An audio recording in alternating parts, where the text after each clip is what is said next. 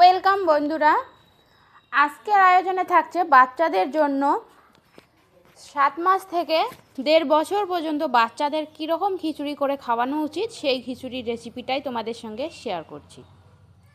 আসসালামু আলাইকুম সবাইকে, কেমন আছেন অবশ্যই কমেন্টে জানাবেন, আর যদি ভালো থাকেন তো আলহামদুলিল্লাহ। তো দেখুন, প্রথমে আমি রেসিপিটি শুরু করার জন্য কিছুক্ষণ আগে চাল এবং ডাল ভিজিয়ে রেখেছি।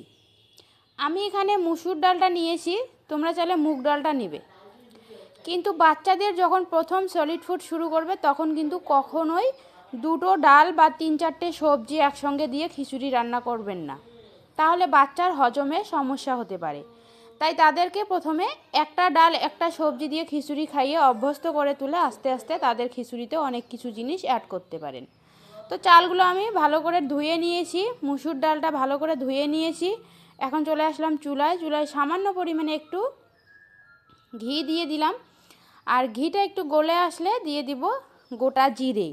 এই জিরেটা আমি ফোড়ন হিসাবে ব্যবহার করেছি। তারপর ধুয়ে রাখা চাল এবং ডালটা দিয়ে দিলাম। চাল ডালটা ভালো করে ভেজে নেব।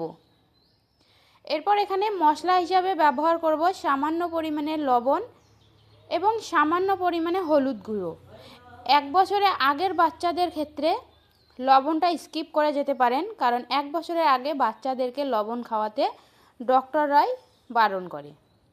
তো এখানে আমি হলুদ গুঁড়ো আর লবণ দিয়ে ভালো করে নেড়ে চেড়ে এখন পরিমাণ মতো পানি দিয়ে দিচ্ছি, যেন সব ডাল এবং চালগুলো সেদ্ধ হয়ে আসে।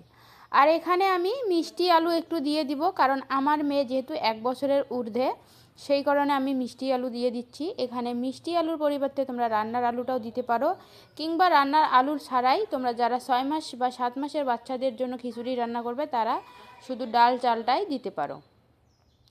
আর এখানে নিয়ে নিয়েছি একটা সেদ্ধ ডিম, আর ডিমটাকে আমি করে রেখেছিলাম। তো এখন সেই সেদ্ধ ডিমের কুসুমটা দিব। যদি তোমরা 7 মাস 8 মাসে বাচ্চাদের জন্য এই খিচুড়িটা রান্না করে থাকো তাহলে এখানে শুধু ডিমের কুসুমটা ব্যবহার করবে। আর যদি তোমরা 1 বছরের ঊর্ধ্বে বাচ্চাদের জন্য খিচুড়ি রান্না করে থাকো তাহলে পুরো ডিমটাই দিতে পারো। তো এখানে আমি চালগুলো ডালগুলো সেদ্ধ হয়ে গেছে, মিষ্টি আলুটাও আমার সেদ্ধ হয়ে গেছে। একটা আলু ম্যাশার দিয়ে খাবারগুলোকে ভালো করে ম্যাশ করে নিচ্ছি। তোমরা এখানে ডাল ঘুটনি দিয়েও কিন্তু ঘুটে নিতে পারো। 1 বছরের নিচের বাচ্চাদের যেহেতু সবারই দাঁত ওঠে না, তাই তারা চিবিয়ে খেতে পারে না, সেক্ষেত্রে এখানে একটু ম্যাশ করে খাবারটা খুব পাতলা করে রান্না করানো উচিত।